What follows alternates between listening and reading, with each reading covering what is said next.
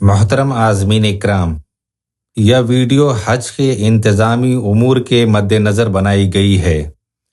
مذہبی امور، اعمال و مسائل کے لیے اپنے علماء اکرام سے رابطہ قائم کریں۔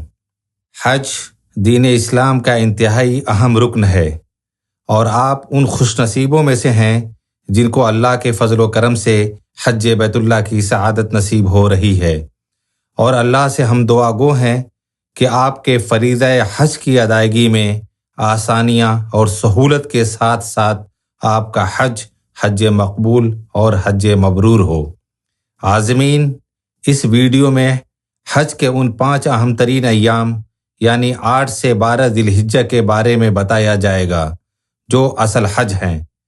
انہی تاریخوں میں مناسک حج ادا کیے جاتے ہیں۔ یہی وہ ایام ہیں جن کی تمنا و آرزو ہر مسلمان اپنے دل میں رکھتا ہے۔ یہی وہ ایام ہیں جن کے لیے آپ نے یہ مقدس سفر کیا ہے۔ یہی وہ ایام ہیں جن کے لیے آپ نے سفر کی صعوبتیں برداشت کی ہیں۔ یہی وہ ایام ہیں جن کے لیے آپ نے ہر طرح کی قربانیاں دیں۔ لہٰذا ان ایام میں پورے احتیاط سے حج کے سبھی ارکان کی ادائیگی کو یقینی بنانے میں ہر ممکن کوشش کریں۔ حج کا پہلا دن یعنی 8 ذی الحجہ۔ عازمین اکرام، 8 ذی الحجہ نماز فجر پڑھ کر حج کی نیت کے ساتھ احرام پہنے مینا پہنچنا ہے۔ معلم ٹریفک سے بچنے اور وقت پر مینا پہنچنے کے لیے 7 ذی الحجہ کو نماز عشاء اور کھانے کے بعد ہی مینا کے لیے آپ کی بلڈنگ کے نیچے بسیں لگانا شروع کر دیتے ہیں۔ بسوں کا نمبر، وقت اور خیمہ کارڈ معلم کے کارکن آپ کے کمروں پر پہنچا دیتے ہیں۔ تمام عازمین سے گزارش ہے کہ آپ معلم کے بتائے وقت پر احرام باندھ کر تلبیہ پڑھتے ہوئے اپنے بلڈنگ کے نیچے پہنچ جائیں، جہاں ہندوستانی حج کمیٹی اور کونسلیٹ جنرل آف انڈیا کا عملہ اور خادم الحجاج آپ کی مدد اور رہنمائی کے لیے موجود رہیں گے۔ آپ ان کی خدمات سے فائدہ اٹھائیں۔ سعودی حکومت کے بہترین اور پختہ انتظامات کے باوجود لاکھوں کے ہجوم کے سبب آپ کی روانگی میں تاخیر ہو سکتی ہے، لہٰذا عازمین حج پورے سکون و اطمینان کے ساتھ صبر کا مظاہرہ کریں، جلد بازی نہ کریں۔ اگر آپ جلد بازی میں کسی اور بس میں چلے گئے تو یقینی طور پر آپ ہی پریشان ہوں گے، اور مینا میں خیمہ کی تلاش میں کافی دشواری کا سامنا کرنا پڑے گا، اور یہ پریشانی آپ کے ارکان حج کی ادائیگی میں خلل ڈالتی رہے گی۔ مطمئن رہیں، آپ بس کے ذریعے 8 ذی الحجہ کو نماز ظہر سے قبل خیموں کے شہر مینا پہنچ جائیں گے انشاءاللہ تعالی۔ عازمین اکرام، مشاعر مقدسہ یعنی مینا، عرفات اور مزدلفہ میں فریضہ حج کی ادائیگی کے لیے کافی پیدل چلنا پڑتا ہے، لہٰذا کوشش کریں یہاں ضرورت کا کم سے کم سامان لے کر جائیں۔ اپنا نام اور حوالہ نمبر یعنی کور نمبر لکھا ہوا کم وزن کا ہلکا بیگ اپنے ساتھ رکھیں۔ یاد رہے، مشاعر مقدسہ میں کھانا پکانے کی بالکل اجازت نہیں ہے۔ یہاں ناشتہ اور کھانا آپ کو مہیا ہوتا رہے گا، اس لیے عازمین کو مشورہ دیا جاتا ہے کہ وہ اپنے ساتھ حسب ذائقہ خشک اور ہلکا کھانا مثلا نمکین، بسکٹ، چنے اور ڈرائی فروٹ وغیرہ اپنے ساتھ رکھ لیں۔ محدود کپڑے جیسے احرام، چادر وغیرہ ہی رکھیں۔ ضروری دوائیں ساتھ رکھنا ہرگز نہ بھولیں۔ معلم کا دیا ہوا شناختی کارڈ، پیلا بریسلیٹ، خیمہ کا کارڈ اور پلاسٹک کے بریسلیٹ کی شکل میں ملا میٹرو ٹکٹ ضرور رکھیں۔ حج کمیٹی آف انڈیا سے ملا شناختی کارڈ بھی ہر وقت اپنے ساتھ رکھیں۔ مینا پہنچ کر اپنے کیمپ، خیمے کے سڑک نمبر اور پول نمبر بھی ضرور یاد رکھیں۔ عازمین ذہن نشین کر لیں کہ ہندوستانی کیمپوں پر ہندوستانی جھنڈا اور معلم نمبر کا بورڈ بھی لگا رہتا ہے۔ عازمین حج، الحمدللہ اب آپ مکہ مکرمہ سے مینا پہنچ گئے ہیں۔ یہ وہی وادی مینا ہے جہاں حضرت ابراہیم علیہ السلام اپنے نور نظر اسماعیل علیہ السلام کو اللہ کی راہ میں قربان کرنے کے لیے لائے تھے۔ آج کی رات آپ کو مینا میں گزارنی ہے، یہاں آپ کا قیام خیموں میں ہوگا۔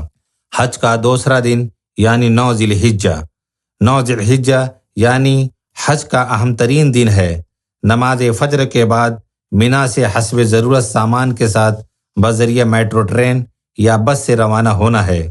یاد رہے کہ کچھ حجاج کرام کو سعودی عربیہ کی وزارت حج کی طرف سے دی گئی گائیڈ لائن کے مطابق نماز فجر سے پہلے ہی عرفات کے لیے روانہ کر دیا جاتا ہے۔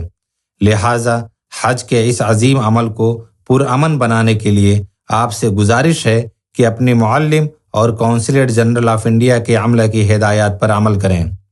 آج تمام حجاج کرام عرفات کے میدان میں جمع ہوں گے۔ یہی وہ وقوف عرفہ ہے جو حج کا رکن اعظم اور سب سے اہم فریضہ ہے۔ زوال سے غروب آفتاب تک یہیں رکنا ہے اور وقوف کرنا ہے۔ عرفات میں واقع مسجد نمرہ میں خطبہ حج ہوگا، جہاں نماز ظہر اور عصر ایک ساتھ ظہر کے وقت میں ادا کی جائے گی۔ قیام عرفات کے دوران زیادہ سے زیادہ عبادات و استغفار میں مشغول رہیں۔ یہ قبولیت دعا کا دن ہے۔ کسی کی جائز دعائیں رد نہیں ہوتیں، گناہ بخش دیے جاتے ہیں۔ اللہ آپ کے حج کو حج مبرور قرار دے۔ غروب آفتاب کے بعد بغیر نماز مغرب ادا کیے تلبیہ اور تکبیر پڑھتے ہوئے میٹرو ٹرین یا بس سے عرفات سے مزدلفہ روانہ ہونا ہے۔ مزدلفہ میں مینا و عرفات کے طرز پر خیمے نہیں ہوں گے، بلکہ یہاں کھلے آسمان کے نیچے رہنا ہے۔ یہاں نماز مغرب و عشاء ایک ساتھ ادا کرنی ہے۔ یہاں بھی زیادہ تر اوقات عبادات میں گزاریں۔ یہیں سے چنے کے برابر تقریباً 80 کنکریاں چن کر اپنے ساتھ رکھ لیں، جو جمرات میں شیطان کو مارنی ہے۔ نماز فجر کے بعد تکبیر و تلبیہ پڑھتے ہوئے میٹرو بس یا پیدل مینا کے لیے روانہ ہونا ہے۔ حج کا تیسرا دن یعنی 10 ذی الحجہ۔ 10 ذی الحجہ ایام حج کا مصروف ترین دن ہے۔ نماز فجر کے بعد مزدلفہ سے مینا کے لیے میٹرو ٹرین، بس یا پیدل روانہ ہونا ہے۔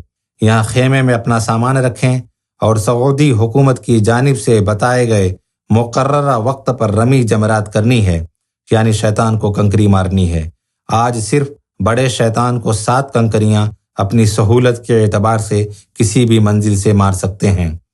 رمی کے لیے وہ حجاج کرام جو کسی عذر شرعی کی وجہ سے رمی نہیں کر سکتے، وہ اپنا یہ عمل کسی کو وکیل بنا کر ان کے ذریعے کرا سکتے ہیں۔ قربانی و حلق۔ جن حجاج نے حج کمیٹی کے ذریعے قربانی کا نظم کرایا ہے، وہ 10 ذی الحجہ کو بڑے شیطان کو کنکری مارنے کے عمل سے فارغ ہو کر دیے گئے وقت پر حلق یعنی سر کے بال منڈوا لیں یا ترشوا لیں۔ حجاج اس کے بعد سادہ لباس پہن سکتے ہیں۔ 10 ذی الحجہ کی ایک اہم ذمہ داری طواف زیارت ہے، لیکن طواف کے بعد رات مینا میں ہی گزارنی ہے۔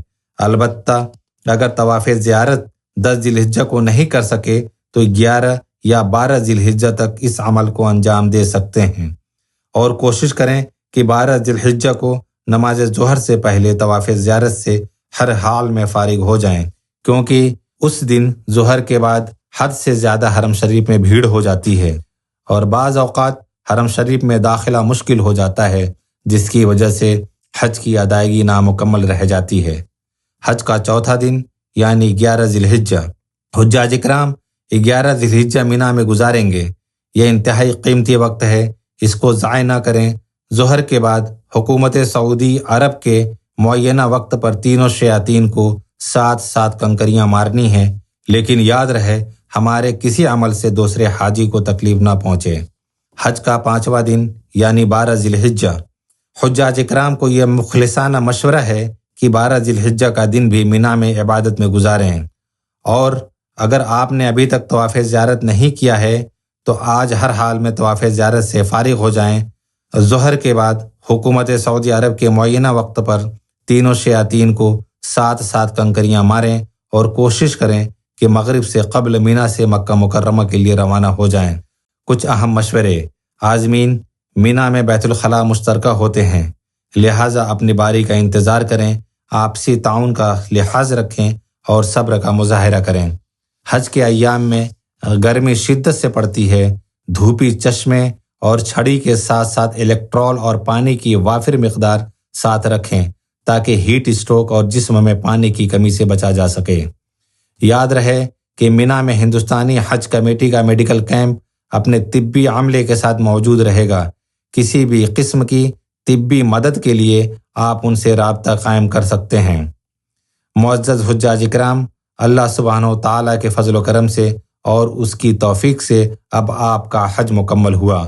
اللہ تعالیٰ آپ کے حج کو حج مبرور کرے۔ اب آپ کی ایک نئی زندگی کا آغاز ہو گیا ہے، جس میں آپ کو عبادت و بندگی کی بنیادیں انتہائی مضبوط کرنی ہیں۔ آپ کے کردار اعمال میں ایسی تبدیلی پیدا ہونی چاہیے جو برے کاموں سے اجتناب اور نیک کاموں کی طرف رغبت دلائے اور ملک و ملت کے وقار میں بلندگی کا سبب بنائے۔